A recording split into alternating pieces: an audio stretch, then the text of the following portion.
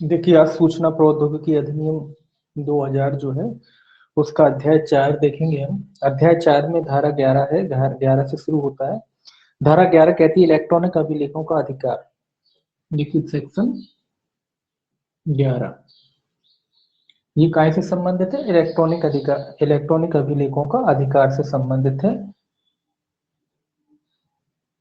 Electronic अभिलेखों का अधिकार, ठीक है। तो इसको देखते हैं क्या किस किस को अधिकार है। इसमें लिखा है किसी इलेक्ट्रॉनिक अभिलेख का अधिकार प्रवर्तक को प्राप्त होता है। किसको प्राप्त होता है ये याद रखना है, प्रवर्तक को। जो भेजता है प्रवर्तक को प्राप्त होता है। इसमें पहला लिखा है ए, यदि यदि वह स्वयं प्रवर्तक द्वारा, किसके द्वारा? स्वयं प्रवर्तक द्वारा,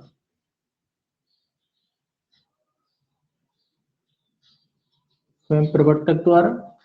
दूसरा कहता है किसी ऐसे व्यक्ति द्वारा जिसे उस इलेक्ट्रॉनिक अभिलेख की बाबत प्रवर्तक की ओर से कार्य करने का प्राधिकार था। दूसरा कहता है किसको किसको होता है? प्रवर्तक की ओर से कार्य करने का प्राधिकार था। ये भी याद रखना है, प्रवर्तक की ओर से कार्य करने का, ठीक है, कार्य करने का प्राधिकार था। ठीक है, कार्य करने का प्राधिकार था, ऐसे व्यक्ति को भी होता है। अगला कहता है स्वचालित वाली विधियों के बारे में कहता है स्व प्रचालित किए जाने के लिए प्रवर्तक द्वारा या उसकी ओर से कार्यक्रमित किसी सूचना प्रणाली द्वारा भेजा गया है। तो स्वचालित, कैसी स्वचालित? जो अपने आप में चलती है, स्वतः चलने वाली, स्वतः चलने वाली या स्वचालित एक ही बात है। स्वतः चलने वाली, स्वतः चलने वाली प्रचालित किए जाने के लिए प्रवर्तक द्वारा या उसकी ओर से कार्यक्रमित किसी सूचना प्रणाली द्वारा भेजा गया। स्वतः किसी सूचना प्रणाली, ऐसा लिख लीजिए, किसी सूचना प्रणाली,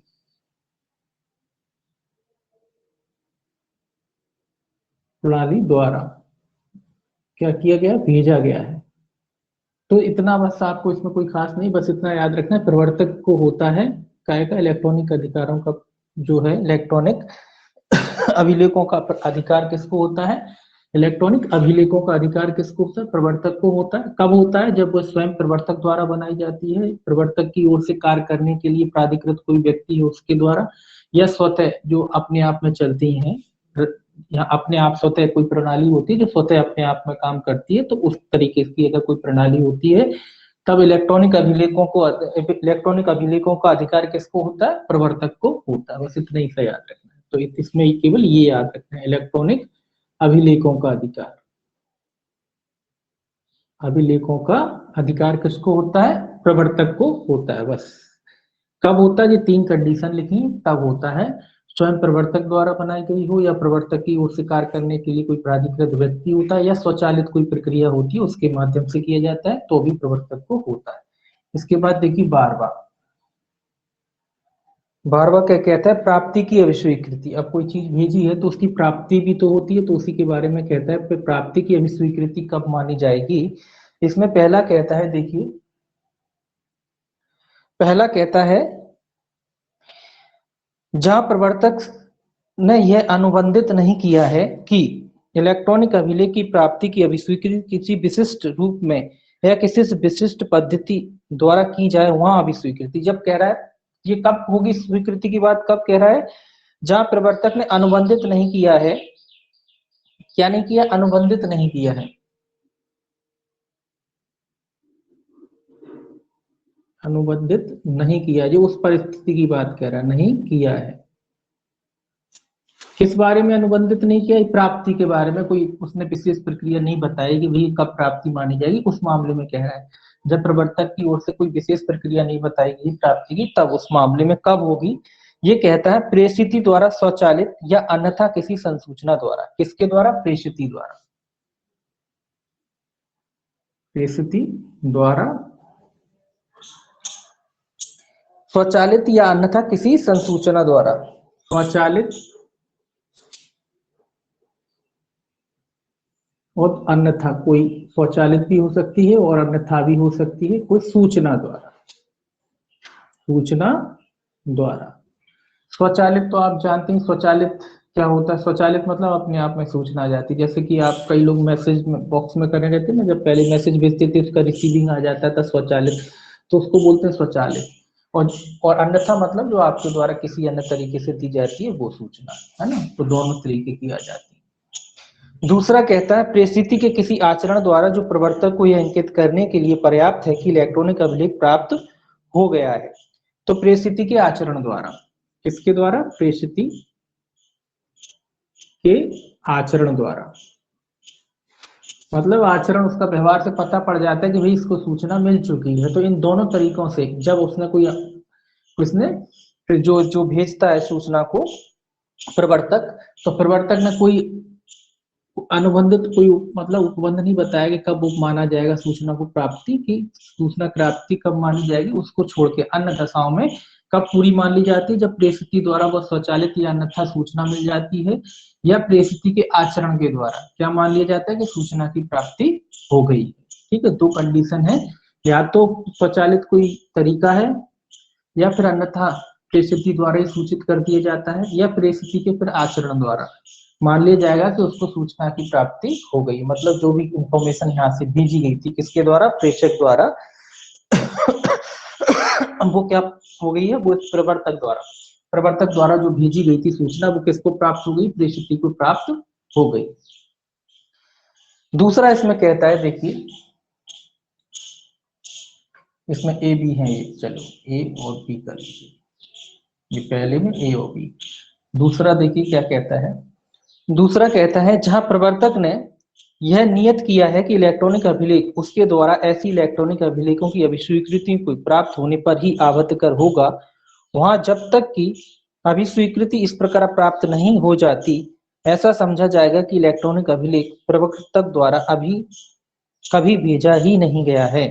ये क्या कह रहा है, जहां प्रवर्तक ने यह नियत किया है, प्रवर्तक ने स्वयं, प्रवर्तक ने क्या किया है, नियत किया है, तय किया है, नियत मतलब तय किया है, नियत किया है या तय किया है, क्या तय किया उसने, उसने ये तय किया है कि इलेक्ट्रॉनिक अभिलेख उसके द्वारा ऐसे इलेक्ट्रॉनिक अभिलेख की अभिस्वीकृति की प्राप्ति पर ही आबद्ध करूंगा। काय पे, अभिस्वीकृति की प्राप्ति, अभी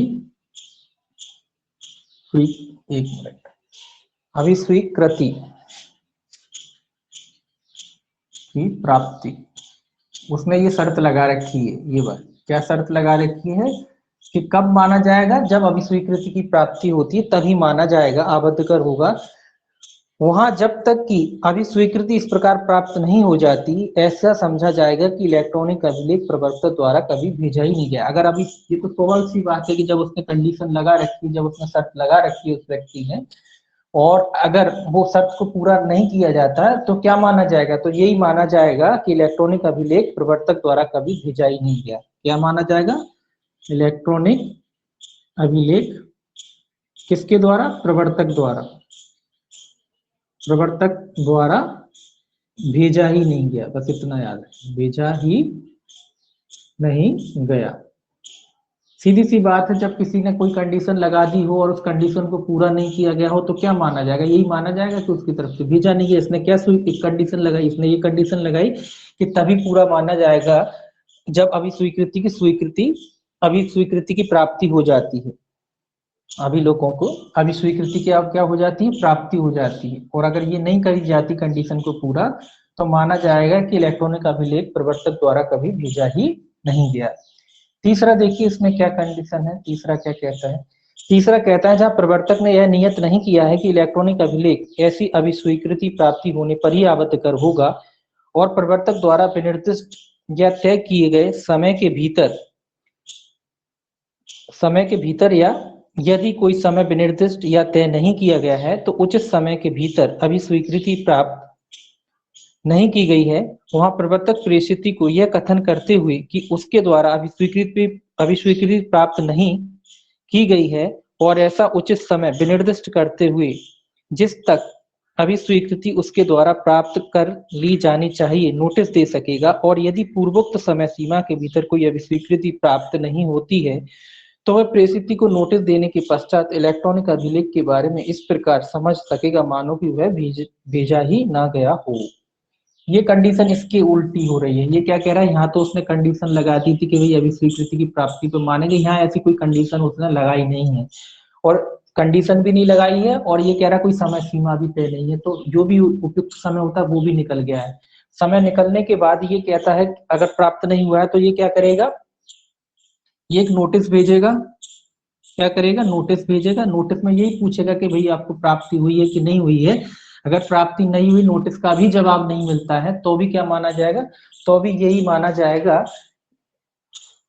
जाएगा नोटिस के पश्चात भी इलेक्ट्रॉनिक अभिलेख के बारे में इस प्रकार समझ सकेगा मानो वह कभी भेजा ही नहीं गया। तो क्या मानेगा, वो भेजा ही नहीं गया, भेजा ही नहीं गया, इस तरीके का माना जाएगा। सीधी सी बात है, पहले तो क्या किया, इसमें कंडीशन थी तो कंडीशन पूरी नहीं है तो मान लेंगे कि भेजा नहीं गया। दूसरा, इसमें कोई कंडीशन नहीं थी, समय भी नहीं था अगर, तो क्या हुआ, समय निकल गया, युक्त युक्त जो भी समय होता है वो समय निकल गया। उसके बाद नोटिस के बाद ये समय देगा कि भैया जो स्वीकृति वो आई है प्राप्ति की वो बताई जाए। अगर नोटिस का भी कोई जवाब नहीं आता है, कोई उधर से रिप्लाई नहीं आता है, तो क्या मान लिया जाएगा कि कोई सूचना भेजी ही नहीं गई थी, ये कह रहा है। अगर नोटिस का जवाब नहीं आता तो भी क्या माना जाएगा कि कोई सूचना भेजी ही नहीं गई थी। तो ये 3 कंडीशन इसमें लगाई गई। इसके बाद देखिए सेक्शन जो है 13, सेक्शन 13 क्या कहता है, सेक्शन 13 कहता है इलेक्ट्रॉनिक अभिलेख के प्रेषण और प्राप्ति का समय और स्थान। इलेक्ट्रॉनिक अभिलेखों के भेजने का प्रेषण, इलेक्ट्रॉनिक अभिलेख के प्रेषण और प्राप्ति का, काय का प्रेषण और प्राप्ति का किस समय और स्थान के बारे में, समय और स्थान क्या होगा। देखिए इलेक्ट्रॉनिक अभिलेख है, अभिलेख नहीं लिखा है, ये भी अभिलेख, इलेक्ट्रॉनिक अभिलेख। अब देखिए इसमें पहला क्या कहता है, इसमें पहला कहता है, थोड़ा इसमें पहला कहता है प्रवर्तक और प्रेषित के बीच जैसा अन्यथा तय पाया गया है उसके सिवाय किसी इलेक्ट्रॉनिक अभिलेख का प्रेषण उस समय होता है जब वह प्रवर्तक के नियंत्रण से बाहर किसी कंप्यूटर साधन में डाल दिया जाता है। पहला तो ये कह रहा है कि भैया जो तय किया है उसके हिसाब से होगा, है ना। पहला तो जो तय किया है आपने उसी हिसाब से माना जाएगा। अगर मान लो तय नहीं है किसी की वजह से, तय पाया जाता है उसके सिवाय, मतलब उसको छोड़ के। अगर तय किया है तो जैसा आप लोगों ने तय किया उस हिसाब से मान लिया जाएगा कि कब प्राप्त हुआ, प्राप्ति का समय स्थान क्या होगा। और अगर नहीं किया गया है उसके सिवाय किसी इलेक्ट्रॉनिक अभिलेख का प्रेषण उस समय होता है जब वह प्रवर्तक के नियंत्रण से बाहर, ये कह लीजिए प्रवर्तक के, किसके, ये याद रखना, प्रवर्तक के नियंत्रण, अब इसके हाथ में नहीं रह गया, नियंत्रण से बाहर, नियंत्रण से बाहर हो गया, और नियंत्रण से बाहर होकर कि किसी कंप्यूटर में डाल दिया जाता है। नियंत्रण से बाहर किसी कंप्यूटर साधन में डाला जाता है, तो याद रखना है प्रवर्तक के नियंत्रण से बाहर किसी काय में डाला जाता है, कंप्यूटर की बात है ना, कंप्यूटर में डाला जाता है, कंप्यूटर में डाल दिया जाता है, डाला जाता है। तो मान लिया जाता है कि वो समय स्थान उसके बारे में कह रहा है। कब पूरा हो जाता है, जब प्रवर्तक के नियंत्रण से बाहर हो जाता है। कब, जब कोई तय नहीं होता तब, तब की कंडीशन है। जब तय होता है तो उस हिसाब से करना पड़ेगा। जब कोई बात तय नहीं है दोनों के बीच में, तो कब पूरा मान लिया जाता है, प्रवर्तक के जब वो नियंत्रण से बाहर हो जाता है और किसी कंप्यूटर स्रोत में डाल दिया जाता है। दूसरा देखिए इसका क्या कहता है, दूसरा कहता है जैसे लेटरों में होता है ना वैसे इसमें, है ना, प्रेषित के नियंत्रण से बाहर हो गए, ऐसे इसमें कि प्रवर्तक के क्या हो गए, नियंत्रण से बाहर हो गए। बस इतना याद रखना है कि आज से बाहर हो गए, नियंत्रण से बाहर हो गया। किसके, जो भेजने वाला है उसके नियंत्रण से क्या हो गया, बाहर हो गया। अब वो उसे नहीं रोक सकता, ठीक है। दूसरा कहता है प्रवर्तक और प्रेषित के बीच जैसा अन्यथा तय पाया जाता है उसके सिवाय किसी इलेक्ट्रॉनिक अभिलेख की प्राप्ति का समय निम्नलिखित के रूप में अवधारित किया जाएगा। अर्थात ये दूसरा कहता है कि समय कैसे अवधारित किया जाएगा, समय निश्चित कैसे किया जाएगा उसके बारे में कहता है। इसमें भी पहला ए और बी दो है क्लॉज। पहला क्या कहता है, पहला देखिए, पहला कहता है तो प्राप्ति उस समय हो जाती है जब इलेक्ट्रॉनिक अभिलेख अभी कंप्यूटर साधन में प्रविष्ट होता है। तो प्राप्ति उस समय मान ली जाती है जब कंप्यूटर में डाला जाता है। प्राप्ति कब मान रहे हैं ये, अगर तय नहीं है तो जब कंप्यूटर में डाला जाता है। तो कंप्यूटर में क्या करा जाता है, डाला जाता है। कोई भी चीज है, कोई भी दस्तावेज है, कोई भी इंफॉर्मेशन है जो कंप्यूटर में डाली जाती है, उस समय ये पूरी मान ली जाती है कि हो गई। दूसरा देखिए क्या कहता है बी, पहला दूसरा दिखा है इसमें रोमन में। पहला कहता है यदि इलेक्ट्रॉनिक अभिलेख प्रेषिती के ऐसे कंप्यूटर साधन में भेजा जाता है जो अभित कंप्यूटर साधन नहीं है, तब प्राप्ति उस समय हो जाती है जब इलेक्ट्रॉनिक अभिलेख प्रेषिती द्वारा पुनः प्राप्त कर लिया जाता है। अब ये कह रहा है कि भैया जिस कंप्यूटर में डालना था उसमें ना डाल के किसी अन्य में डाल दिया गया है, तब कब माना जाएगा? ये कहता है यदि इलेक्ट्रॉनिक अभिलेख प्रेषिती के ऐसे कंप्यूटर साधन में भेजा जाता है जो अभिहित कंप्यूटर साधन नहीं है, तब प्राप्ति उस समय हो जाती है जब इलेक्ट्रॉनिक अभिलेख प्रेषिती द्वारा पुनः प्राप्त किया जाता है। यानी कि पुनः कब होता है? पुनः प्राप्त किया जाता है। पुनः प्राप्त किस लिए? जिसमें डालना था उसके लिए पुनः प्राप्त किया जाता, तब माना जाएगा। जिस कंप्यूटर साधन में डालने की बात थी, अगर उससे अन्यथा डाल दिया जाता है तो फिर कब माना जाएगा? ये कह रहा है कि फिर जब पुनः उसको प्राप्त किया जाएगा तब उसको माना जाएगा कि वो प्राप्त हो गया है। पुनः कब? पुनः किस लिए प्राप्त करेंगे? पुनः जिस कंप्यूटर में डालना था उसमें डालने के लिए प्राप्त करेंगे, तो तब माना जाएगा। इसमें भी फिर बी और है एक का, कैपिटल लिख लीजिए, जब रोमन था कोई दिक्कत नहीं है। अब देखिए दूसरा कहता है इसका बी, यदि प्रेषिती ने विनिर्दिष्ट समयों के साथ कोई कंप्यूटर साधन अभिहित नहीं किया है तो प्राप्ति तब होती है जब इलेक्ट्रॉनिक अभिलेख प्रेषिती के कंप्यूटर साधन में डाला जाता है। ये कह रहा है यदि प्रेषिती ने विनिर्दिष्ट समयों के साथ कोई कंप्यूटर साधन अभिहित नहीं किया है, मतलब उसने ये नहीं बताया कि कोई पर्टिकुलर कंप्यूटर में डाला जाएगा डाटा, ऐसा कोई मैटर नहीं है। ऐसा कोई शर्त भी नहीं कि किसी पर्टिकुलर कंप्यूटर में ही उस डाटा को डालना हो, ऐसी कोई शर्त नहीं है या समय भी नहीं है। तो क्या कह रहा है कब माना जाएगा? नहीं किया है तो प्राप्ति तब होगी जब इलेक्ट्रॉनिक अभिलेख प्रेषिती के कंप्यूटर साधन में डाला जाता है। किसके? प्रेषिती के। प्रेषिती प्रेषिती है, प्रेषिती के कंप्यूटर में डाला जाता है। ये कह रहा है जब कोई विशिष्ट कंप्यूटर की बात नहीं है तो कब मान लेंगे? सीधी सी बात है, जब कोई विशिष्ट कंप्यूटर की बात नहीं है तो जो आपका कंप्यूटर है, जो आपको सूचना प्राप्त हुई है और आपने अपने कंप्यूटर में डाल लिया, तो मान लिया जाएगा क्या हो गया, वो पूरा शर्त कुल मिला के क्या कर दी गई है? शर्त पूरी कर दी गई है, ये मान लिया जाएगा। ठीक है, इसके बाद देखिए इसमें इसमें जगह नहीं बची, इधर ही देखिए। इसके बाद इधर ही देखिए तीसरा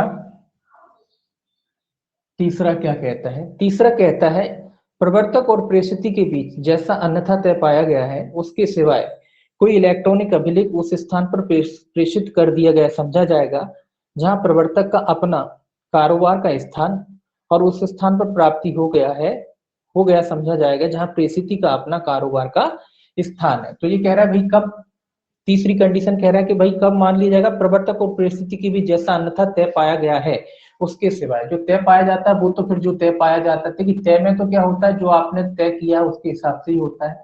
अन्य परिस्थितियों की बात कह रहा है कि अगर अन्य परिस्थितियों में जहाँ तय नहीं किया जाता है वहां वहां क्या पाया जाएगा? उसमें लिखा है इलेक्ट्रॉनिक अभिलेख उस स्थान पर प्रेषित कर दिया गया समझा जाएगा जहां प्रवर्तक का अपना कारोबार का स्थान है और उस स्थान पर प्राप्त हो गया समझा जाएगा जहां प्रेषिती का अपना कारोबार का स्थान है। तो कारोबार के स्थान, केवल एक ही शब्द याद रखना, कब माना जाएगा? कारोबार के स्थान, बस यही शब्द याद रखना है। कब पूरा माना जाएगा? जहां कारोबार का स्थान होता है। किसका? इसमें लिखा है इलेक्ट्रॉन उस स्थान पर प्रेषित कर दिया गया समझा जाएगा प्रवर्तक का अपना कारोबार का स्थान और उस स्थान पर प्राप्त हो गया समझा जाएगा जहां प्रेषिती का अपना कारोबार का, प्रवर्तक और प्रेषिती जो भेज रहा है उसका कारोबार का स्थान पे अगर रिपीट होकर सूचना आती है ना तो दोनों की, तो जो कारोबार के स्थान है प्रेषक का और प्रेषिती का जो कारोबार का स्थान है उस पर क्या मान लिया जाएगा कि पूरा हो गया, जो शर्त लगाई थी वो पूरी हो गई है, मतलब भेजने की सूचना के बारे में वो क्या हो गया है, वो पूरा हो गया है। चौथा कहता है उपधारा 2 के उपबंध इस बात के होते हुए भी लागू होंगे कि वह स्थान जहां सूचना प्रणाली अवस्थित है उस स्थान से भिन्न हो सकती है जहां इलेक्ट्रॉनिक अभिलेख उपधारा 3 के अधीन प्राप्त कर लिया गया समझा जाता है। ये कहता है उपधारा 2 में क्या था? 2 में अभिलेखों का जो था किसी इलेक्ट्रॉनिक अभिलेख की प्राप्ति का समय निम्नलिखित द्वारा अवधारित किया जाएगा, तो उसी के बारे में कह रहा है उपधारा 2 के उपबंध इस बात के होते हुए भी लागू होते हैं कि वह स्थान जहां सूचना प्रणाली अवस्थित है उस स्थान से भिन्न हो सकती है जहां इलेक्ट्रॉनिक अभिलेख उपधारा 3 के अधीन प्राप्त कर लिया गया समझा जाएगा।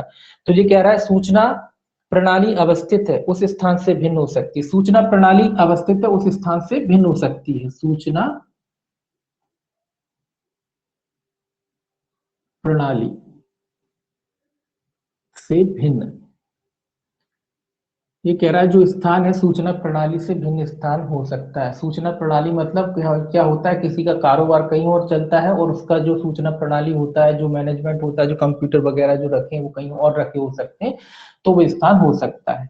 सूचना प्रणाली अलग होती है, जैसे कोई कारोबार करता है और उसका एक मैनेजमेंट सिस्टम बना हुआ है जहां उसने पूरा सिस्टम वगैरह लगा रखा है, तो वो अलग हो सकता है। उस पर भी ये क्या होगा, ये धारा लागू होगी, सूचना वाली ये माना जाएगा। पांचवा देखिए क्या कह रहा है, पांचवा कह रहा है कि उपधारा 2 के उपबंध इस बात के होते हुए भी लागू होंगे कि वह स्थान जहां सूचना प्रणाली अवस्थित है उस स्थान से भिन्न हो सकता है जहां इलेक्ट्रॉनिक अभिलेख उपधारा 3 के अधीन प्राप्त कर दिया गया है। तो यहाँ भी ये कह रहा है कि सूचना प्रणाली उससे भिन्न हो सकती है। इसमें फिर कंडीशन लगाई गई है। पहली कंडीशन देखिए क्या कहती है, पहली कंडीशन कहती है यदि प्रवर्तक या प्रेषित के एक से अधिक कारोबार के स्थान है तो कारोबार का प्रधान स्थान कारोबार का स्थान होगा। ये कह रहा है कई स्थान होते हैं ना किसी व्यक्ति के, तो कौन सा स्थान होगा, प्रधान स्थान, जो हेड क्वार्टर है कुल मिला के प्रधान स्थान माना जाएगा, प्रधान स्थान माना जाएगा।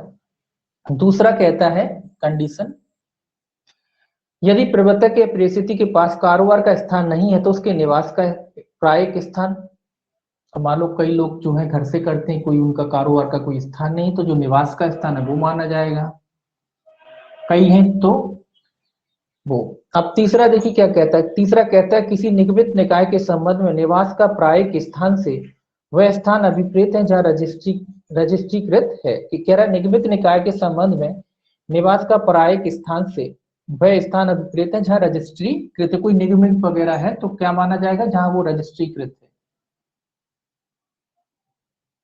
जब आप कोई भी कारोबार करते हो तो रजिस्ट्रीकृत कराते हो, उस रजिस्ट्रीकृत में क्या होता है, उस निवास जो भी आप जहां से भी करते हो उसका क्या लिखाया जाता है, उसका एड्रेस प्रूफ वगैरह लिखाया जाता है ना, कि कारोबार कहाँ से संचालित करोगे, ऑफिस कहाँ होगा, घर होगा, कहीं भी जहां भी हो, जहां भी आप बनाते हैं तो वो उस स्थान को माना जाएगा। तो ये 3 स्थान है, कब, जब तय नहीं रहते, प्रधान कई स्थान होते हैं तब प्रधान स्थान को मान लिया जाएगा, और कोई स्थानीय नहीं है तो निवास मान लिया जाएगा। या आप रजिस्ट्रीकृत को क्या कहते हैं, निगमित वगैरह निकाय वगैरह है तो आपका जो भी एड्रेस, जो रजिस्ट्रीकृत उसमें रजिस्ट्रीकरण कराया था आपने, उसमें जो भी एड्रेस दिया था वो उसका मान लिया जाएगा। क्या मान लिया जाएगा, प्राप्ति का स्थान मान लिया जाएगा।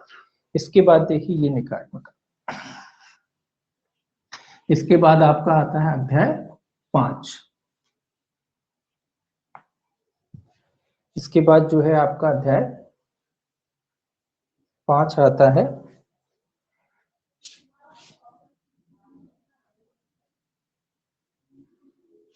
देखिए अध्याय 5 जो है आपका सुरक्षित इलेक्ट्रॉनिक अभिलेख और सुरक्षित इलेक्ट्रॉनिक चिन्ह के बारे में है। इसमें सेक्शन 14 देखिए, सेक्शन 14, सेक्शन 14 क्या कहता है, सेक्शन 14 कहता है सुरक्षित इलेक्ट्रॉनिक अभिलेख। सेक्शन इंपॉर्टेंट है, याद रखना, ये पूछा जाता है। इलेक्ट्रॉनिक कौन सा, अरे सुरक्षित इलेक्ट्रॉनिक अभिलेख, ठीक है, ये याद रखना है आपको। कैसे संबंधित है, सुरक्षित इलेक्ट्रॉनिक अभिलेख से संबंधित है।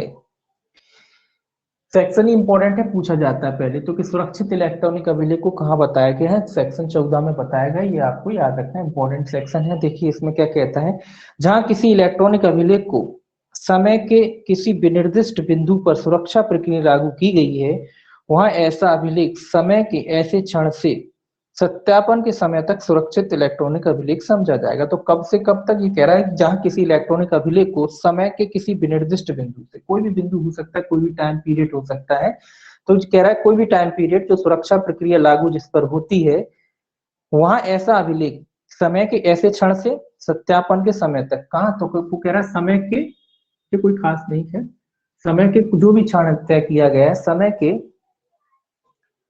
ऐसे क्षण से, समय के ऐसे क्षण से कहां तक, सत्यापन तक, सत्यापन तक क्या माना जाएगा, सुरक्षित इलेक्ट्रॉनिक अभिलेख माना जाएगा। कोई भी बिंदु, समय का कोई भी बिंदु हो सकता है, तो समय के कोई भी बिंदु से क्या माना जाएगा, उसे सुरक्षित इलेक्ट्रॉनिक अभिलेख माना जाएगा। मतलब जिस प्रक्रिया के लिए वो समय के ऐसे क्षण से या सत्यापन तक, जब तक उसका सत्यापन नहीं हो जाता, उसको क्या माना जाएगा, उसको सुरक्षित इलेक्ट्रॉनिक अभिलेख माना जाएगा। कब तक माना जाएगा, जब तक उसका सत्यापन नहीं हो जाता। जहां अभिलेख के समय से ऐसे क्षण तक, सत्यापन के समय तक सुरक्षित इलेक्ट्रॉनिक अभिलेख माना जाएगा। तो याद रखेंगे, सत्यापन के समय तक। कोई भी इलेक्ट्रॉनिक अभिलेख कब तक सुरक्षित माना जाता है, सत्यापन के समय तक। वैसे इतना याद रखिए, कब तक माना जाता है, जब तक उसका सत्यापन नहीं हो जाता। किसी भी पर्टिकुलर समय से हो सकता है।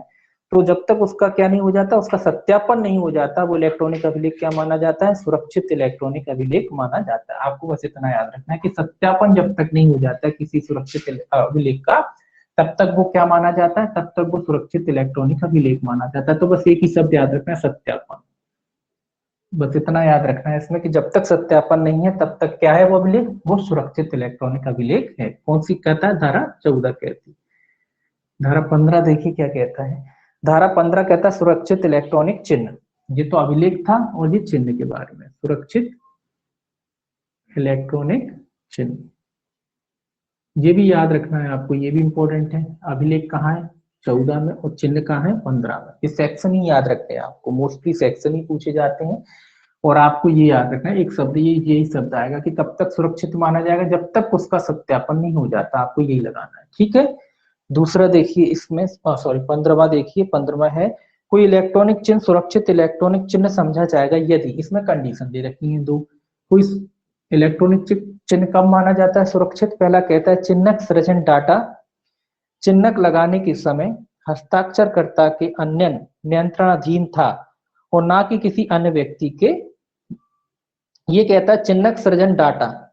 चिन्हक सृजन डाटा का मतलब है जो चिन्ह को बनाता है, ऐसा कोई डाटा, ऐसा कोई डाटा जो किसी चिन्ह को बनाता है। इसको आप सिंपल में याद रखिए कि ऐसा कोई डाटा, डाटा डाटा जो क्या करता है, जो चिन्ह का निर्माण करता है। किसको, सुरक्षित इलेक्ट्रॉन, जो चिन्ह इलेक्ट्रॉनिक चिन्ह है। चिन्हक सृजन डाटा, कैसा डाटा, ऐसा डाटा जो चिन्ह का निर्माण करता है। क्या करता है, चिन्ह का निर्माण करता है या बनाता है, जिससे बनता है वो चिन्ह, उसके बारे में कह रहा है। हस्ताक्षरकर्ता के अन्य नियंत्रणाधीन था। तो किसके नियंत्रणाधीन था, हस्ताक्षरकर्ता, हस्ताक्षरकर्ता इसके नियंत्रण में था। किसके नियंत्रण में थे, हस्ताक्षर। उदाहरण के लिए मान लीजिए आप हैं, आप अपने हस्ताक्षर करते हैं। एक उदाहरण के लिए, ये तो इलेक्ट्रॉनिक बात हो गई, इसको नॉर्मल वे में अगर अपन समझें कि मान लीजिए आप, आपका कोई चिन्ह है, मतलब आपकी सील, जो चिन्ह के लिए अपन यहाँ सील का इस्तेमाल कर लेते हैं, भाई जो सील बनवाते हैं ना आप अपनी, तो उसी की बात मान लीजिए कि जो आप जो चिन्ह लगाते हैं, आप साइन करते हैं और उस पर अपना ये मोहर लगाते हैं, जिसको मोहर कहते हैं अपन। अब जो मोहर आप लगाते हैं, तो ये कह रहा है भाई, इसी को कह समझ लीजिए कि भाई इसको सुरक्षित कब माना जाएगा, सुरक्षित इसको तब माना जाएगा कि जब आपके नियंत्रण में हो, किसी दूसरे के नियंत्रण में हो, केवल आप उसका यूज करते हो और कोई की पहुंच में नहीं होना चाहिए। इसके किसी और की पहुंच में नहीं होना चाहिए। ये नहीं कि घर में डलिए कोई भी इस्तेमाल कर रहा है, कोई भी लगा देता है, आपकी बिल्कुल कस्टडी में है, बिल्कुल आपकी सेफ्टी में है, तब ये माना जाएगा कि ये क्या है, ये सुरक्षित इलेक्ट्रॉनिक चिन्ह है। तो इसी ऐसे ही इसमें कह रहा है कि जब कब माना जाएगा, जब जिस प्रक्रिया से भी, जिस डाटा से भी वो चिन्ह बनाया जाता है, वो किसके नियंत्रण में, जो हस्ताक्षर करता है। हस्ताक्षर करता कौन, जो हस्ताक्षर करता है, उसका चिन्ह है, और उसके नियंत्रण से अलावा किसी अन्य के नियंत्रण में नहीं है। तो हस्ताक्षरकर्ता के नियंत्रण के अलावा, नियंत्रण के अलावा किसी अन्य के नियंत्रण में नहीं, किसी अन्य अन्य के नियंत्रण में कह लीजिए, या कह लीजिए किसी अन्य के हस्तक्षेप में नहीं है। तो इसके अलावा किसी अन्य के नियंत्रण में नहीं है या हस्तक्षेप में नहीं है, कुछ भी कह लीजिए, ठीक, क्षेप में नहीं है, मतलब केवल यही इस्तेमाल कर सकता है, इसके अलावा कोई और का उसमें हस्तक्षेप नहीं है, तब वो माना जाएगा कि वो सुरक्षित इलेक्ट्रॉनिक चिन्ह है। दूसरी कंडीशन देखिए इसकी क्या कहती है। पहली कंडीशन ये हो गया, दूसरी कंडीशन कहती है चिन्हक सृजन डाटा ऐसी अनन्य रीति से भंडारित किया गया है या लगाया गया था जो विहित की जाए। विहित की जाए मतलब जो भी प्रक्रिया बताई गई है उस रीति से लगाया जाता है। एक प्रक्रिया होती है हर चीज की, एक बनाने की भी एक प्रक्रिया होगी। तो ऐसा डाटा जो इलेक्ट्रॉनिक चिन्ह डाटा है, अनन्य रीति से भंडारित किया गया है, जो भी रीति, जो भी प्रक्रिया बताई गई। तो जो प्रक्रिया बताई गई है अधिनियम के तहत, उस प्रक्रिया के अनुसार उसे स्टोर किया गया है, भंडारित मतलब उसको स्टोर किया गया है, और उसी प्रक्रिया के अनुसार जो नियमों में बताई गई है उसी प्रक्रिया के अनुसार उसको लगाया गया है। तो कुल मिला के जो नियमों के द्वारा जो नियम है और जो प्रक्रिया में जो नियम दिए गए हैं, अधिनियम में जो नियम दिए गए हैं उनके अनुसार उसका इस्तेमाल किया गया है, तब क्या माना जाएगा, तब उसे सुरक्षित इलेक्ट्रॉनिक चिन्ह माना जाएगा। तो इसमें आपको क्या याद रखना है, केवल याद रखना है हस्ताक्षरकर्ता। जब कब सुरक्षित इलेक्ट्रॉनिक चिन्ह माना जाता है, जब हस्ताक्षरकर्ता द्वारा हस्ताक्षरकर्ता के नियंत्रण में होता है और वो भेद प्रक्रिया का पालन करता है, बस इतना। जब किसके नियंत्रण में होता है, वो हस्ताक्षरकर्ता के नियंत्रण में होता है, किसी अन्य व्यक्ति के नियंत्रण में नहीं होता है। और क्या करता है वो, जो प्रक्रिया भेद की गई है, जो नियम शर्तें बनाई गई हैं, उन नियम शर्तों का पालन करता है, तब उसे क्या माना जाता है, तब उसे सुरक्षित इलेक्ट्रॉनिक चिन्ह माना जाता है। स्पष्टीकरण लिखा है, अंकीय चिन्ह की दशा में चिन्हक सृजन डाटा से उपयोगकर्ता की प्राइवेट कुंजी अभिप्रेत है। तो जो चिन्हक सृजन डाटा का अर्थ लिखा है इसमें कि भाई चिन्हक सृजन डाटा का अर्थ क्या है, उपयोगकर्ता की प्राइवेट कुंजी। तो उपयोगकर्ता की प्राइवेट कुंजी कह रहा है कि भाई प्राइवेट कुंजी इसका अभिप्रेत है, ठीक, जिसका इस्तेमाल कोई कौन करता है, जो बनाता है उसे, उसके अलावा कोई अन्य व्यक्ति नहीं करता। अब देखिए 16 कहता है सुरक्षा प्रक्रिया और पद्धति, ये भी याद रखेंगे सेक्शन, सुरक्षा प्रक्रिया, सुरक्षा प्रक्रिया और पद्धति दोनों है, सुरक्षा प्रक्रिया भी और पद्धति भी है। पद्धति मतलब तरीका, क्या तरीका होगा सुरक्षा का, उसके बारे में देखिए। ये कहता है केंद्र सरकार धारा 14 और 15 के प्रयोजनों के लिए सुरक्षा प्रक्रिया और पद्धतियां भेद कर सकेगी। केवल एक शब्द याद रखना है, कौन बनाता है सुरक्षा प्रक्रिया और पद्धति, केंद्र सरकार। किसके लिए, जो ऊपर धारा पढ़ी है कि ये 4, 14 प्लस 15 जो धारा है, इनके लिए सुरक्षा प्रक्रिया है, सुरक्षा प्रणाली है, एक सिस्टम है। कुल मिला के जो सिस्टम कौन बनाएगा, सुरक्षा का सिस्टम केंद्र सरकार द्वारा बनाया जाएगा। परंतु ऐसी सुरक्षा प्रक्रियाओं पद्धतियों को विहित करते समय केंद्र सरकार वाणिज्यिक परिस्थितियों, संव्यवहारों की प्रकृति और अन्य संबंधित बातों का ध्यान में रखेगी, जो वह समुचित समझे। ये कह रहा है कि भैया जब केंद्र सरकार नियम बनाती तो बहुत सारी चीजों को ध्यान में रखती, जैसे कि वाणिज्यिक परिस्थिति है, संव्यवहार की प्रकृति है ना, और अन्य संबंधित बातें, जो भी मामले से संबंधित, उन सब बातों को ध्यान में रखेगी। जब भी कोई केंद्र सरकार सुरक्षित प्रणाली को बनाती है तो वाणिज्यिक मतलब कमर्शियल, जो कमर्शियल बातें होती हैं उनको, संव्यवहारों को, इसके अलावा अन्य कोई संव्यवहार जो होते हैं उसकी प्रकृति को, और अन्य कोई सुसंगत जो भी बातें उनका ध्यान में रखेगी। तो कुल मिला के इसमें कुछ याद नहीं रखना, इसमें आपको रखना है केंद्र सरकार। सुरक्षा प्रक्रिया और पद्धतियों किसके द्वारा बनाई जाती है, केंद्र सरकार के द्वारा बनाई जाती है। ये सेक्शन भी पूछा जाता है, तो इसमें आपको याद रखना है केंद्र सरकार के द्वारा तय की जाती है। क्या तय की जाती है, सुरक्षा की प्रक्रिया और पद्धति कौन तय करता है, केंद्र सरकार तय करती है। जैसी भी परिस्थिति हो मामले की, तो केंद्र सरकार के द्वारा तय की जाती है। इसके बाद देखिए अगला जो है आपका अध्याय है, इसमें जो छोटा छोटा अध्याय थे। अब देखिए अगला अध्याय है अध्याय 6, ये 17 है, ये भी धारा इंपॉर्टेंट है, धारा पूछी जाती है, नियंत्रक। देखिए अध्याय 6,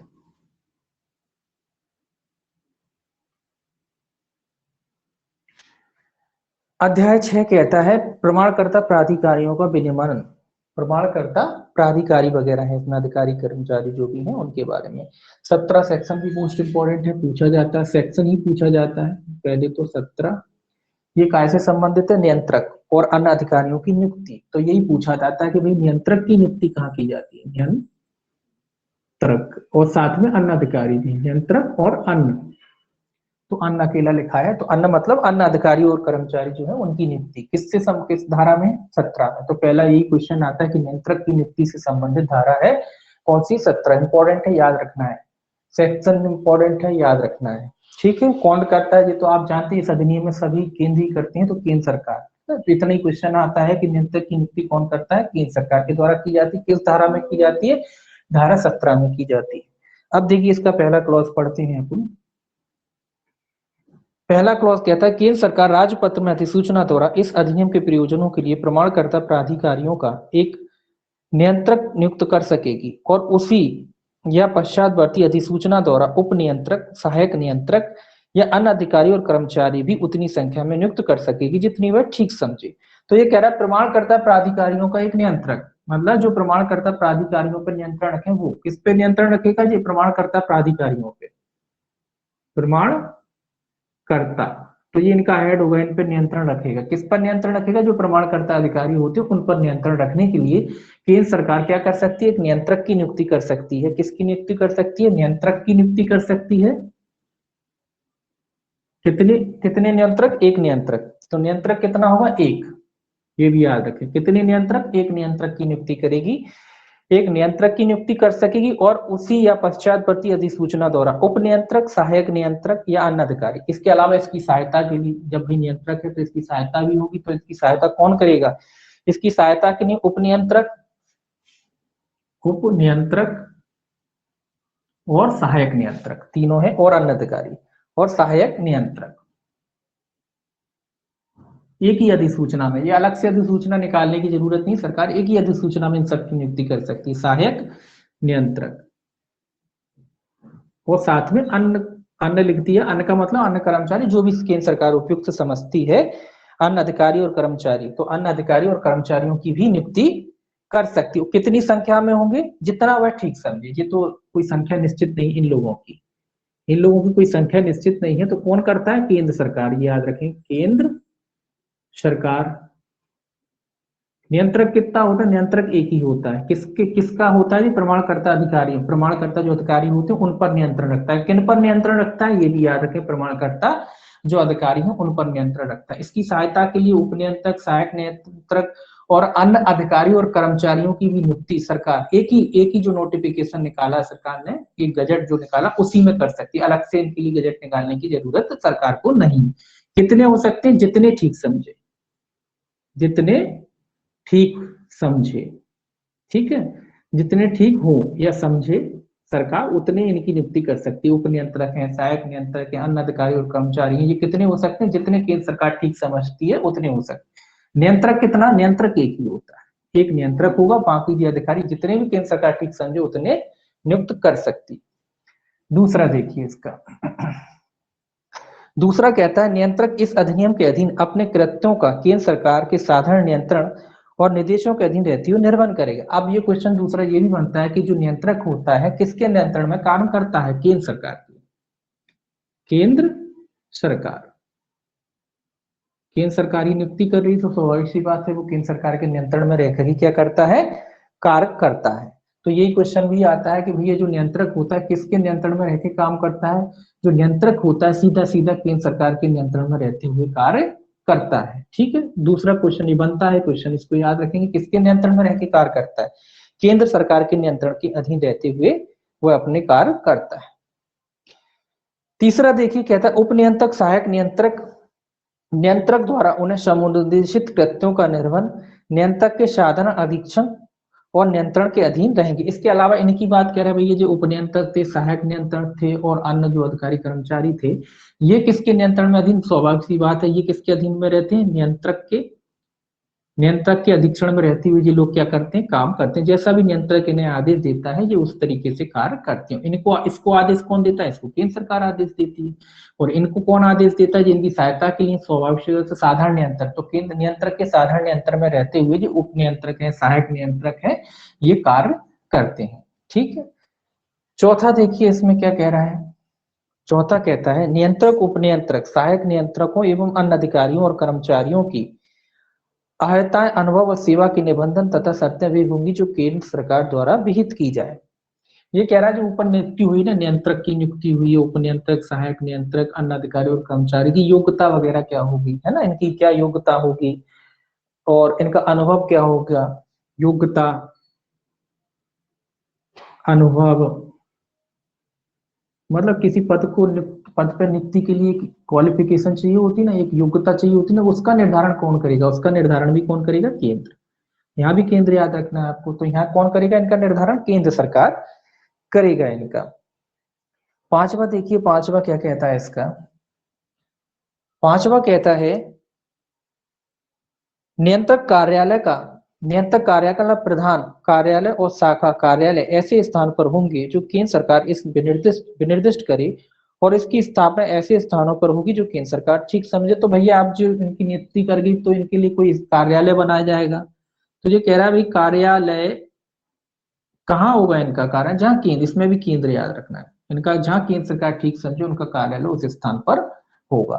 छठवा देखिए, छठवा भी कोई खास नहीं है, केवल केंद्र याद रखना है आपको सब में। नियंत्रक कार्यालय की एक मोहर होगी, ये तो आप जानते हैं, मोहर मतलब मोहर होगी, ये तो जानते ही हैं आपके, कोई भी कार्यालय होता है उसकी एक मोहर होती है, एक पहचान चिन्ह होती है, जिससे पता पड़ता है कि जो भी आदेश वगैरह पारित किए गए हैं उस न्यायालय के आदेश हैं, तो एक इनकी भी मोहर होगी। जैसे कार्यालयों में होती है मोहर, वैसे इनकी भी मोहर होगी।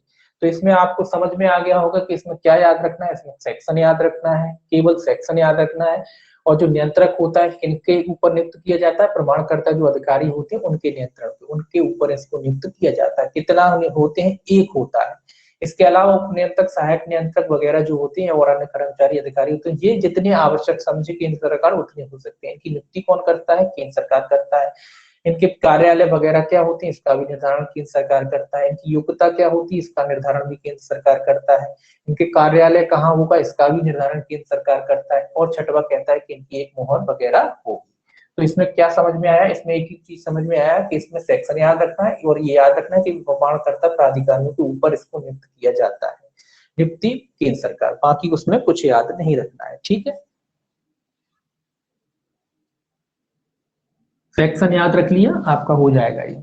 और दूसरा एक इंपॉर्टेंट जो चीज थी इसमें, प्रमाणकर्ता प्राधिकारियों के लिए नियंत्रक नियुक्त किसके लिए किया जाता है, प्रमाणकर्ता प्राधिकारियों पर नियंत्रण रखने के लिए। ये सब, ये दूसरी चीज याद रखनी है। तो बाकी तो आप जानते ही, चूंकि केंद्रीय अधिनियम है तो केंद्रीय सरकार होगी, इसमें राज्य का कोई काम ही नहीं है, तो किसका नियंत्रण में रहते हैं, केंद्र सरकार के। अब देखिए नियंत्रक के कृत्य, भैया कार्य क्या है, ये भी सेक्शन याद रखना है। ये किसके कार्य है, नियंत्रक के कार्य। अभी अपन नियंत्रक ही पढ़ रहे हैं ना, तो उसके कार्य कितने में बताए गए, 18। ये बंद हो रहा है। नियंत्रक के कार्य कितने में बताए गए, 18। इसमें लिखा निम्नलिखित सभी या किन्हीं कृत्यों का निष्पादन करेगा, अर्थात। अब देखिए ये कार्य थोड़ा सा पढ़ लीजिए, देखिए कौन कौन से कार्य करता है भाई, इसके क्या क्या काम है। नियुक्ति की है तो कोई काम भी करेगा, बेवजह तो नियुक्ति की नहीं होगी। पहला क्या काम है इसका, ए, प्रमाणकर्ता प्राधिकारियों के क्रियाकलापों का पर्यवेक्षण करना। ये तो आप पहले ही पढ़ चुके हैं कि इसकी नियुक्ति की प्रमाणकर्ता प्राधिकारियों के ऊपर की जाती है। तो ये क्या कर रहा है, प्रमाणकर्ता प्राधिकारियों के क्रियाकलापों का पर्यवेक्षण। तो पहला एक ही शब्द लिख रहा हूं मैं यहाँ, पर्यवेक्षण करना। क्या करना, पर्यवेक्षण करना। किसका पर्यवेक्षण, ये तो आप जानते ही, ऊपर अपन पढ़ चुके हैं, प्रमाणकर्ता जो प्राधिकारी होते हैं उनके कार्यों का पर्यवेक्षण करना, मतलब देख करना, देखना उनके कार्यों को, निगरानी रखना उनके कार्यों पे कि भाई ये किस तरीके से काम कर रहे हैं। तो पर्यवेक्षण करना, उसके कामों पे निगरानी रखना, एक तरीके से जो भी काम वो करते हैं। दूसरा, प्रमाणकर्ता प्राधिकारी की लोक कुंजियों को प्रमाणित करना, ये सबसे इंपॉर्टेंट है। किसके, प्रमाणकर्ता प्राधिकारियों की लोक कुंजी को प्रमाणित करना, ये याद रखें, लोक कुंजी को प्रमाणित करना,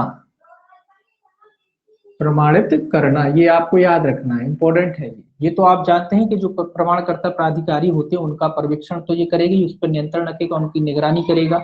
दूसरा, जो प्रमाणकर्ता प्राधिकारी हैं उनकी लोक कुंजियों को क्या करना, लोक कुंजी को प्रमाणित करना। किसकी, प्रमाणकर्ता। तो प्रमाणकर्ता इसीलिए नहीं लिखा बार बार क्योंकि अपन पहले ही पढ़ चुके। तो प्रमाणकर्ता जो प्राधिकारी हैं उन पर पर्यवेक्षण रखना, और प्रमाणकर्ता प्राधिकारी की जो लोक कुंजी होती है उसको क्या करना, उसको प्रमाणित करना, ये आपको याद रखना है।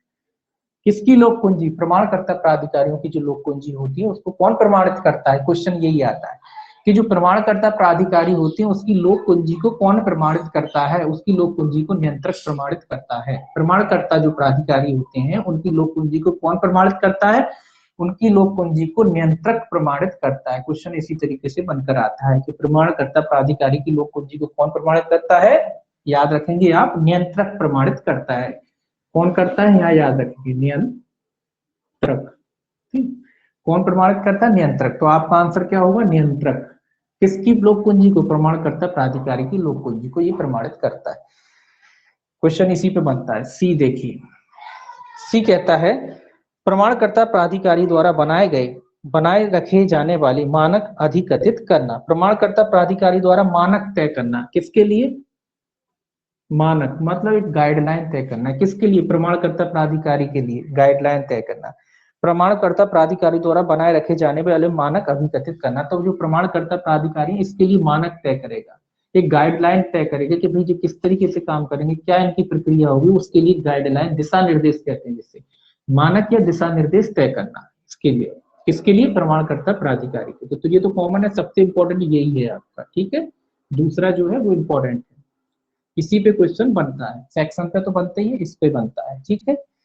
अगला, ऐसी अर्हता और अनुभव विनिर्दिष्ट करना जो प्रमाणकर्ता प्राधिकारी कर्मचारियों के पास होनी चाहिए। तो योग्यता वगैरह, इनके लिए योग्यता वगैरह का भी निर्धारण करना, योग्यता वगैरह, अनुभव वगैरह, कौन का, जो अन्य कर्मचारी वगैरह होते हैं उनके लिए, जो इसके नीचे लिखा है, ऐसी अर्हता और अनुभव विनिर्दिष्ट करना जो प्रमाणकर्ता प्राधिकारी के कर्मचारियों के पास, किसके इसके प्रमाणकर्ता प्राधिकारी के जो कर्मचारी होते हैं,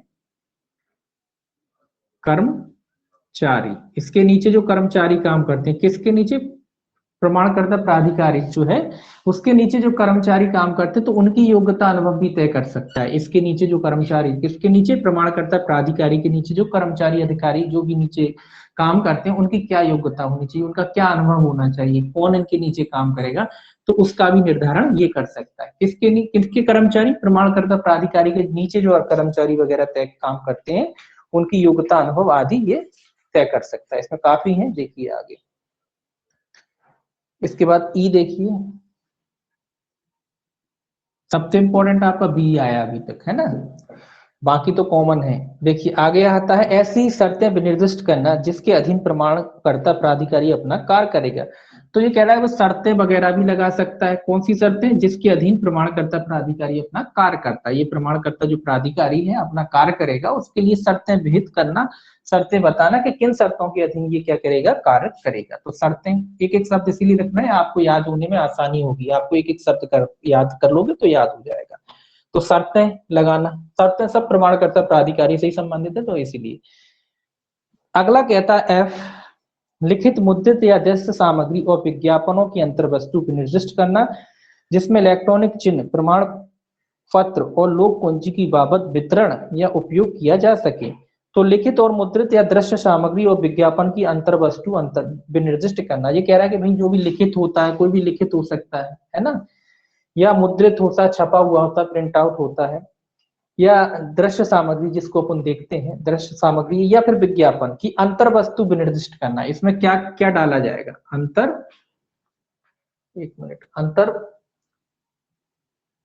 वस्तु,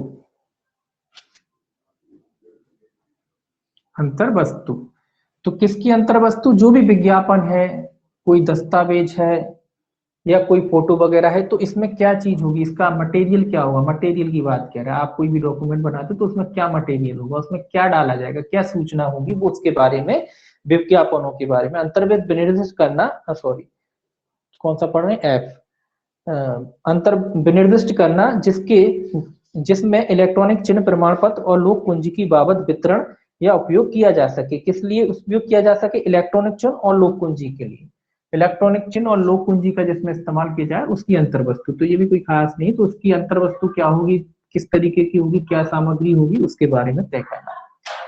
एफ के बाद आता है जी।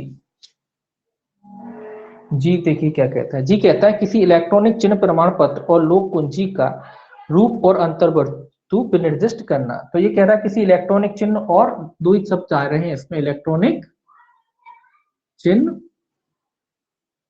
ठीक है, इलेक्ट्रॉनिक चिन्ह, और आपका आता है लोक कुंजी,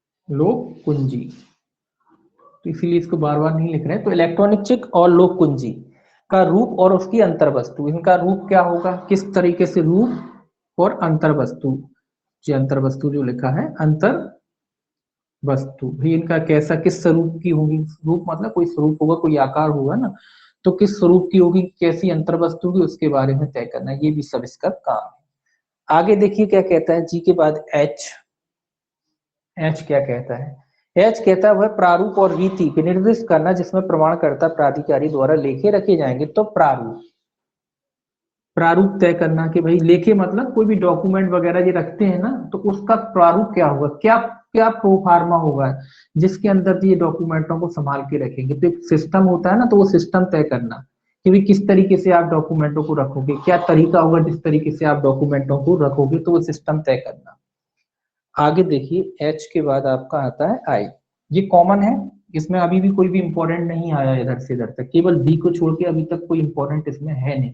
ये तो एक जानकारी के लिए पढ़ रहे हैं कि कभी मान लो क्वेश्चन आ जाता है कि इनमें से कौन सा काम नहीं है, तो एक बार आपने पढ़ा हुआ तो आप लगा दोगे, है ना। अगर आपने नहीं पढ़ा हुआ तो नहीं लगा पाओगे, ये तो आपको याद ही करना है। इसके अलावा कभी कभी ऐसा आ जाता है कि उन्होंने 4 ऑप्शन 3 ऑप्शन 4 3 दे दिए, 4 दे दिए ऑप्शन, उसमें से लिखती है कि इसमें से कौन सा जो काम है इसका नहीं है, नियंत्रक का कार्य नहीं है। तो ये तो आप तभी लगा पाओगे जब आपने पूरा पढ़ा होगा, तो इसके लिए एक बार तो कम से कम पढ़ना है, इसीलिए एक बार इसको पढ़ रहे हैं। देखिए इसके बाद है HI। H के बाद कौन सा था, इलेक्ट्रॉनिक अंतर्वस्तु निर्दिष्ट करना, प्रारूप। हाँ अगला है उन निबंधनों और शर्तों को विनिर्दिष्ट करना जिसके अधीन लेखा परीक्षा की नियुक्ति की जा सकती है, की जा सकेगी और उनको पारिश्रमिक संदत किया जा सकेगा। ये कह रहा है उन निबंधनों और शर्तों को विनिर्दिष्ट करना जिसके अधीन लेखा परीक्षकों की, किसकी, लेखा परीक्षकों की। लेखा परीक्षक तो आप जानते हैं कि जो लेखा परीक्षक होते हैं तो इनकी नियुक्ति के संबंध में भी करता है कि किस तरीके से इनकी नियुक्ति की जाएगी, जो लेखा परीक्षकों की नियुक्ति की जा सकेगी और उनको कितना जो है पारिश्रमिक दिया जाएगा। नियुक्ति और इनकी नियुक्ति और इनका पारिश्रमिक, यानी इनको जो है पारिश्रमिक, पारिश्रमिक मतलब तनख्वाह वगैरह इनको कितनी दी जाएगी, इनको जो भी काम करता है तो फ्री तो करता नहीं, तो इसको कितनी तनख्वाह दी जाएगी, इसकी नियुक्ति कैसे की जाएगी, किसकी, लेखा पर्यवेक्षकों की नियुक्ति। तो ये भी थोड़ा सा याद रख लें आप। लेखा पर्यवेक्षकों की नियुक्ति भी किसके द्वारा की जा रही है, नियंत्रक के द्वारा की जा रही है। इनका वेतन वगैरह है, क्या तरीका होगा, वो भी कौन तय कर रहा है, वो भी आपका नियंत्रक ही तय कर रहा है। इसके बाद देखिए जे क्या कहता है, प्रमाणकर्ता प्राधिकारी द्वारा अकेले या अन्य प्रमाणकर्ता प्राधिकारियों के साथ संयुक्त रूप से किसी इलेक्ट्रॉनिक प्रणाली के स्थान और ऐसी प्रणाली के विनिमय को सुकर बनाना। तो ये कह रहा है चाहे अकेले या किसी अन्य प्रमाणकर्ता प्राधिकारी के साथ, प्रमाणकर्ता प्राधिकारियों द्वारा अकेले या अन्य प्रमाणकर्ता प्राधिकारियों के साथ संयुक्त रूप से किसी इलेक्ट्रॉनिक प्रणाली के स्थापन और ऐसी प्रणाली के विनिमय को सुकर बनाना। तो बस इतना याद रखें, सुकर बनाना। विनिमय को मतलब उनकी जो भी प्रणाली होती है, अंदर कार्य करने का तरीका होता है। विनिमय का अर्थ होता है एक, हर चीज जो होती है उसका एक कार्य करना है, उसके लिए विनिमय बनाए जाते हैं कि कौन कैसे कार्य करेगा। तो उस प्रक्रिया को, उस कार्य की जो पद्धति है उसको और भी आसान बनाने के लिए काम करना। जो प्रमाणकर्ता प्राधिकारी जो कार्य करते हैं तो उसके लिए विनिमय बनाए जाएंगे ना कि किस तरीके से काम करेंगे, या तो अकेले के लिए या कई प्रमाणकर्ता प्राधिकारी हो उनके लिए। तो उसको और भी आसान बनाने के लिए ये क्या कर सकता है, उपबंध कर सकता है। जे उसके बाद है आपका के क्या कहता है, के क्या कहता है, वह रीति विनिर्दिष्ट करना जिसमें प्रमाणकर्ता प्राधिकारी उपयोगकर्ता के साथ व्यवहार करेगा। तो कह रहा है वो रीति, किस रीति से ये उपयोगकर्ता के साथ व्यवहार करेगा, किसके साथ, उपयोगकर्ता के, जो भी उपयोग करता है उसके साथ जो प्रमाणकर्ता प्राधिकारी किस तरीके का व्यवहार करेगा, तो उसकी रीति भी तय करेगा ये कि भाई कैसे व्यवहार करना है आपको, है ना। आगे कहता है के बाद एल, के बाद एल कहता है प्रमाणकर्ता प्राधिकारी और उसके उपयोगकर्ता के बीच हितों के बीच टकराव का समाधान करना। ये क्या कर रहा है, प्रमाणकर्ता और उपयोगकर्ता किसके बीच, प्रमाणकर्ता प्राधिकारी, सॉरी प्रमाणकर्ता प्राधिकारी और उपयोगकर्ता, उपयोगकर्ता जो उपयोग करता है, कभी कभी इनके हितों के बीच अगर टकराव होता है तो उसका भी निर्धारण कौन करेगा, ये भी याद रखना है आपको। प्रमाणकर्ता प्राधिकारी जो होते हैं और जो उपयोगकर्ता अधिकारी वगैरह होते हैं उनके बीच कभी कभी हितों के में टकराव होता है, आपस में हितों में टकराव होता है, तो उसका निराकरण भी कौन करेगा, उसका निराकरण भी कौन करेगा, नियंत्रक के द्वारा किया जाएगा। तो ये भी याद रखना है, एल वाला जो है ये भी याद रखना है, बी भी आपको याद रखना है। इसके अलावा आई जो है, आई भी याद रखना है। तो कौन कौन से याद रखना है, बी याद रखना है, आई याद रखना है, और ये आपका जो एल आ गया ये भी याद रखना है, बी एल आई। क्या क्या याद रखना है, बी एल आई याद रखना है। ये तीन आपको जो इसमें दिए हैं ये याद रखने, बी एल आई, ठीक है ना, ये आपको याद रखनी है इसमें। ठीक है, BLI लिख दिया, आई है, हाँ BLI मैंने कर दिया, फिर BIL है वैसे, तो BLI कर लो, कोई दिक्कत नहीं याद करने की कि हमें ये 3 याद रखने, तो BLI एक वो बन गया, सीक्वेंस बन गया है ना। तो BIL है वैसे, लेकिन आपको याद, आपको तो ये याद रखना कि B याद रखना है, L याद रखना है और I याद रखना है, ठीक। तो BLI, ठीक। अब देखिए L के बाद क्या था आपका M, यहां लिख लेते हैं, आ जाएगा। M क्या कहता है, M कहता है प्रमाणकर्ता प्राधिकारी को कर्तव्यों को अधिकथित करना। ये कर्तव्य, किसके कर्तव्य, प्रमाणकर्ता, ये तो आप जानते हैं, ठीक है। तो ये भी कोई खास नहीं, तो इनके क्या कर्तव्य होंगे, क्या ड्यूटी होगी, उसको निश्चित करना। और लास्ट आता है N। N क्या कहता है, N कहता है ऐसा आंकड़ा संचय रखना जिसमें प्रत्येक प्रमाणकर्ता प्राधिकारी का प्रकटन अभिलेख हो, ऐसी विशिष्टियां अंतर्विष्ट हो, विनियमनों द्वारा विनिर्दिष्ट की जाए और जितना की पहुंच में हो। तो ये कह रहा आंकड़ा वगैरह रखना, किनके बारे में, आंकड़ा यानी कि आंकड़ा मतलब जानकारी, इनके बारे में, किसके बारे में, जो प्रमाणकर्ता प्राधिकारी वगैरह हैं इनके बारे में, ताकि इससे पता पड़े भैया कौन कौन प्रमाणकर्ता प्राधिकारी काम कर रहे हैं, कहाँ कहाँ है, क्या है, उनकी पहचान के लिए डाटा वगैरह रखना अपने पास, ताकि इनकी पहचान वगैरह हो सके। तो कोई खास नहीं है इसमें पूरा में, केवल आपका ये बी इंपॉर्टेंट है आपका, उसके बाद आपका ये आई इंपॉर्टेंट है, उसके बाद आपका एल इंपॉर्टेंट है। चाहे आप BIL कह लो चाहे BLI कह लो, जैसे आपको याद हो जाए। तो ये 3 शब्द आपको याद रखने हैं, बस इतना याद रखना कि भी इसमें 3 शब्द हमें, 3 जो क्लॉज सब क्लॉज है, BC BL और I, ये आपको याद करके रखना है, क्योंकि इन पे, इन तीनों में से किसी पे क्वेश्चन बनता है, खासकर बी तो सबसे ज्यादा इंपॉर्टेंट है जिसपे क्वेश्चन बनता है, ठीक है ना। तो ये आपको याद रखना है। देखिए इसके बाद आता है 19, थोड़ा सा मिटा लें इसको।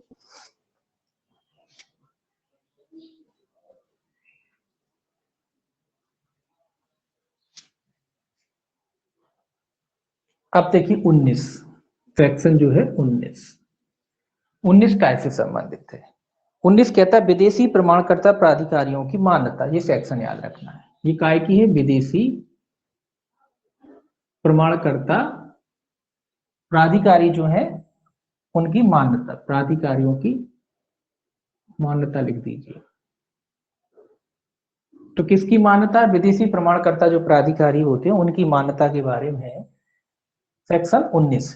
ये कहता है पहला इनके बारे में कि नियंत्रक ऐसी शर्तों और निबंधनों के अधीन रहते हुए जो विनियमनों द्वारा विनिर्दिष्ट की जाए, केंद्र सरकार के पूर्व अनुमोदन से और राजपत्र में अधिसूचना द्वारा किसी विदेशी प्रमाणकर्ता प्राधिकारी को इस अधिनियम के प्रयोजनों के लिए प्रमाणकर्ता प्राधिकारी के रूप में मान्यता दे सकता है। तो इनको भी मान्यता कौन देता है, नियंत्रक देता है। कैसे देता है, केंद्र सरकार की शर्तों के अधीन रहती हुई, केंद्र सरकार के पूर्व अनुमोदन से। तो इसको, इनको भी मान्यता कौन देता है, नियंत्रक, नियंत्रक ही देता है। कैसे देता है, केंद्र सरकार के अनुमोदन से। तो ये याद रखना है, इसको नियंत्रक ही इनको भी मान्यता देता है, लेकिन कैसे देता है, केंद्र सरकार के अनुमोदन से या पूर्व अनुमोदन से, एक ही बात है। तो केंद्र सरकार के पूर्व अनुमोदन मतलब उनको पूछने के बाद, केंद्र सरकार से पूछने के बाद ही वो क्या करेगा, विदेशी प्रमाणकर्ता जो प्राधिकारी है उनको मान्यता दे सकता है। तो इनको मान्यता कौन देता है, मान्यता नियंत्रक ही देता है। किसके अनुमोदन से देता है, केंद्र सरकार के अनुमोदन से। ये भी क्वेश्चन बनता है। तो किसके अनुमोदन से देता है, केंद्र सरकार के अनुमोदन से, पूर्व अनुमोदन से क्या करता है, ये मान्यता दे सकता है। किसको दे सकता है, विदेशी प्रमाणकर्ता जो प्राधिकारी हैं उनको। दूसरा देखिए, जहां किसी प्रमाणकर्ता प्राधिकारी को उपधारा 1 के अधीन मान्यता दी जाती है, वहां ऐसे प्रमाणकर्ता प्राधिकारी द्वारा जारी किया गया इलेक्ट्रॉनिक चिन्ह प्रमाण पत्र इस अधिनियम के प्रयोजनों के लिए विधिमान होगा। तो जिस कह रहा है कि भैया जब इनको मान्यता दे दी गई है तो इसके बाद जो इलेक्ट्रॉनिक चिन्ह प्रमाण पत्र होता है वो क्या होगा, विधिमान होगा। ये तो कॉमन सी बात है। तो इलेक्ट्रॉनिक चिन्ह, इनको जब इनको मान्यता दी है, स्वाभाविक सी बात है, तो एक इनको इलेक्ट्रॉनिक चिन्ह प्रमाण पत्र देना पड़ेगा। इलेक्ट्रॉनिक चिन्ह प्रमाण पत्र जब इनको मान्यता दे दी गई है तो इनको एक इलेक्ट्रॉनिक चिन्ह प्रमाण पत्र भी जारी किया जाएगा। तो वो प्रमाण पत्र क्या माना जाएगा, विधिमान माना जाएगा। तो ठीक है, ये तो कॉमन बात हो गई। तो केवल पहला जो क्लॉज है वो इंपॉर्टेंट है इसमें, ठीक है। तीसरा देखिए, यदि नियंत्रक का यह समाधान हो जाता है कि किसी प्रमाणकर्ता प्राधिकारी ने ऐसी शर्तों और निबंधनों के में से किसी का जिसके अधीन उसे उपधारा 1 के अधीन मान्यता प्रदान की गई थी उल्लंघन किया है तो वह उन कारणों से जो लेखबद्ध किए जाएंगे राजपत्र में अधिसूचना द्वारा ऐसी मान्यता को प्रतिसंहृत कर सकेंगे। ये भी आप जानते हैं कि भैया जो मान्यता देता है वो क्या कर सकता है, वो मान्यता वापस ले भी सकता है। तो नियंत्रक इनकी मान्यता वापस ले भी सकता है। कब लेगा? जब जिन शर्तों के अधीन उसने उसको मान्यता दी थी, अगर ये लोग इस शर्तों का पालन नहीं करते हैं तो ये राजपत्र में अधिसूचना निकाल के क्या कर सकता है, उनकी मान्यता को वापस ले सकता है। तो ये तो आप कॉमन नियम है कि जो अधिकार देता है वो अधिकार छीन भी सकता है। तो जब ये आपको मान्यता दे रहा है तो ये आपकी मान्यता छीन भी सकता है, क्योंकि जो देता है वो ले भी सकता है ना। तो जो आपको अधिकार देता है वो आपके अधिकार छीन भी सकता है। तो ये भी कह रहा है, तो कैसे ये छीनेगा? राजपत्र में अधिसूचना निकाल करके ये इनके अधिकारों को समाप्त कर सकता है। कब करेगा? जब ये नियमों का पालन नहीं करते हैं तब। तो ये हो गया आपका 19। तो 19 में क्या इंपॉर्टेंट है? 19 में ये पहला इंपॉर्टेंट है पॉइंट कि इनकी भैया विदेशी जो प्रमाणकर्ता प्राधिकारी हैं इनको मान्यता कौन देता है? इनको मान्यता नियंत्रक के द्वारा ही दी जाती है, क्योंकि सरकार ने एक नियंत्रक बना दिया है। पूरा के पूरा जो एक्ट है इस नियंत्रक के कंट्रोल में ही रहता है, ये करेगा। केंद्र सरकार तो आती नहीं हर चीज में काम करने। केंद्र सरकार सरकार को ये थोड़ी ना है कि हर काम में हर चीज में वो हस्तक्षेप करती फिरे। उसने तो एक कर्मचारी, एक अधिकारी अपना नियुक्त कर दिया, वो पूरा मॉनिटरिंग करता रहता है, बाकी रिपोर्टिंग वो केंद्र सरकार को करता रहता है। जो भी होता है, कोई दिक्कत होती तो केंद्र सरकार से सलाह भी ले लेता है ना। तो इस तरीके से 20वां जो है इसका निश्चित समाप्त कर दिया गया है। ठीक है, इसके बाद 21 है सेक्शन जो है 21 का ऐसे संबंधित है। देखिए 21 से इलेक्ट्रॉनिक चिन्ह प्रमाण पत्र जारी करने के लिए अनुज्ञप्ति कैसे संबंधित है? इलेक्ट्रॉनिक चिन्ह प्रमाण पत्र जारी करने के लिए अनुज्ञप्ति या लाइसेंस से संबंधित है।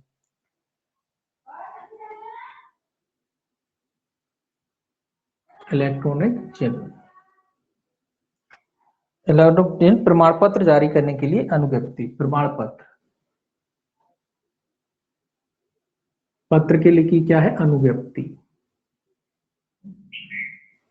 तो ये अनुज्ञप्ति से संबंधित है। कुल मिला के कैसे संबंधित है? अनुज्ञप्ति से।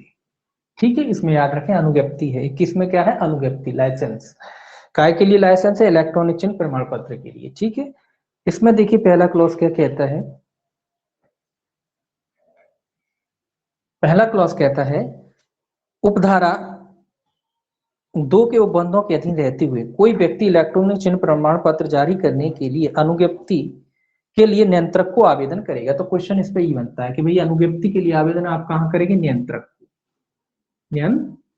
तो अभी तक नियंत्रक पढ़ रहे थे, तो यहाँ भी आवेदन आपको जब लाइसेंस चाहिए, अनुज्ञप्ति चाहिए या लाइसेंस चाहिए तो आप किसके समक्ष आवेदन करोगे? आप नियंत्रक के अधीन आवेदन करोगे। यही क्वेश्चन इसमें बनता है। नीचे वो शर्तें लिखी हैं कि वो किन शर्तों के साथ करोगे। जो दूसरा क्लॉज है वो बताता है कि कैसे करोगे, किन शर्तों के अधीन करोगे। दूसरा कहता है उपधारा 1 के अधीन कोई अनुज्ञप्ति तब तक जारी नहीं की जाएगी जब तक कि आवेदक अर्हता, विशेषज्ञता, जनशक्ति, वित्तीय संसाधन और अन्य अवसंरचनात्मक सुविधाओं की बाबत ऐसी अपेक्षा पूरी न करता हो जो इलेक्ट्रॉनिक चिन्ह प्रमाण पत्रों को जारी करने के लिए आवश्यक हो तथा जो केंद्र सरकार द्वारा विहित की जाए। तो ये कह रहा है कि जो शर्तें केंद्र सरकार द्वारा विहित की गई हैं, इसमें लिखा है सबसे पहले जो भी आवेदक है, विशेषज्ञता मतलब उसे विशेषज्ञ होना चाहिए। जो भी जिसके लिए वो अनुज्ञप्ति मांग रहा है तो विशेषज्ञता हासिल, इसमें मैं लिख नहीं रहा हूँ क्योंकि कॉमन है। तो कब होता है? कोई व्यक्ति आप किसी चीज की अगर अनुज्ञप्ति मांग रहे हो, कोई लाइसेंस मांग रहे हो, तो अगर उस चीज के लिए कोई विशेषज्ञता की जरूरत है ना, तो विशेषज्ञता आपके अंदर होनी चाहिए, यानी उस विषय के आप जानकार होने चाहिए, तभी आपको लाइसेंस प्रदान की जगह। पहला ये कहता है। जनशक्ति, वित्तीय रूप से अगर आप सक्षम है, कई चीजें ऐसी हैं कि जो वित्तीय रूप से सक्षम मांगती हैं आपको, तो वित्तीय रूप से सक्षम होना चाहिए। इसके अलावा कोई संसाधन होते हैं अब संरचना बनाने के लिए, इंफ्रास्ट्रक्चर जिसे बोलते हैं, उसके लिए साधन जो लगते हैं उसकी पूंजी होनी चाहिए आपको, या कह लीजिए वो इंफ्रास्ट्रक्चर होना चाहिए। जैसे कि नॉर्मली कंपनियां आपको जब किसी चीज की फ्रेंचाइजी देती हैं या लाइसेंस देती है, शुरू करती हैं, तो वो भी तो मांगती हैं आपसे।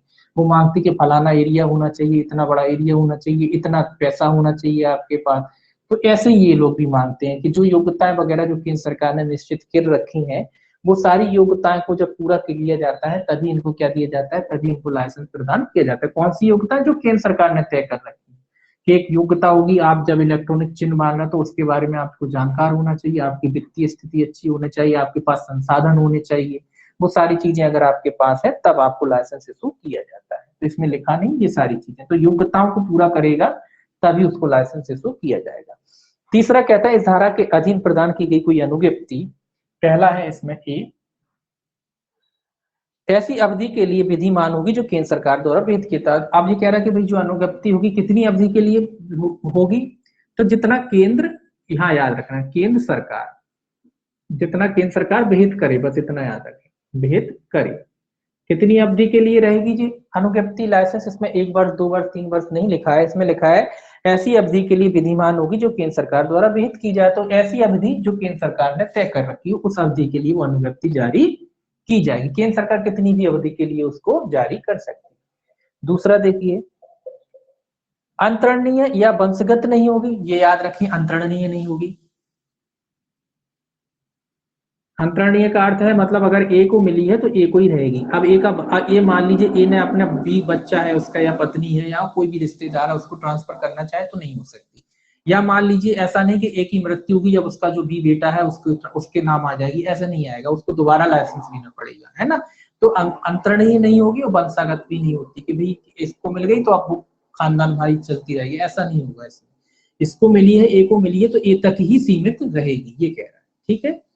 अगर मान लो इसके बच्चे को चाहिए तो इसको अलग से अप्लाई करना पड़ेगा जी, उसका हकदार नहीं कि भैया जब ए को थी तो बी को मिल जाएगी, अलग से अप्लाई करे, वो एक बात अलग हो जाएगी। तो ए के बाद बी को नहीं आएगी, ना ही अंतरणी होगी। ए चाहे कि किसी अन्य को दे दे तो उसको भी नहीं कर सकता, ट्रांसफर नहीं होगा। ऐसे निबंधनों और शर्तों के अधीन होगी जो विनियमनों द्वारा विनिर्दिष्ट किए जाए। तो विनियमनों द्वारा विनिर्दिष्ट किए जाए उन शर्तों के अधीन होगी। तो कैसी होगी, जैसी वो शर्तें निश्चित की जाए विनियमों द्वारा, विनियम नीचे पीछे दिए तो जो विनियम बनाए गए हैं, रेगुलेशन, विनियम मतलब रेगुलेशन जो बनाए गए उन रेगुलेशन के अनुसार प्रदान की जाए। तो इम्पोर्टेंट बस केवल इतना है कि कितनी अवधि के लिए होगी, जितना केंद्र सरकार निर्धारित करे, बस ये इसमें इम्पोर्टेंट है। कौन इशू करता है, पहला नियंत्रक करता है ना, ये याद रखना है आपको। ये दो चीजें इसमें क्या है, महत्वपूर्ण है आपकी। अब देखिए इसके बाद आप देखिए अगला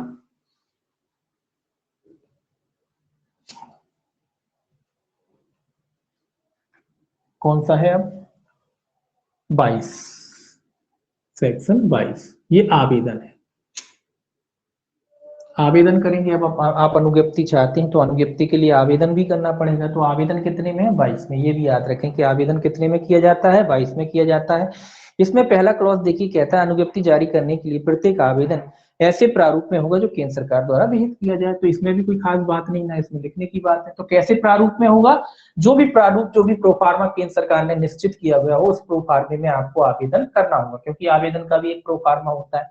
तो किस तरीके से करेंगे, जो भी प्रोफार्मा केंद्र सरकार ने तय किया होगा उस प्रोफार्मे में क्या करना पड़ेगा, आपको आवेदन करना पड़ेगा। ये आप याद रखेंगे, ठीक है। इसको लिख नहीं रहा मैं, करने की जरूरत नहीं है। दूसरा देखिए, दूसरा कहता है अनुज्ञप्ति जारी करने के लिए प्रत्येक आवेदन के साथ निम्नलिखित संलग्न होगा। तो ये कह रहा है भाई आवेदन प्रोफार्मा तो केंद्र सरकार ने तय कर दिया, उसने आपने तय कर भी दिया। अब जब आप आवेदन करते हैं तो कुछ दस्तावेज वगैरह भी उसके साथ लगाने पड़ते हैं, कुछ चीजें भी लगानी पड़ती हैं। तो उसमें कह रहा है दूसरा क्लॉज कि भाई उनके साथ, आवेदन के साथ आपको क्या क्या लगाना पड़ेगा।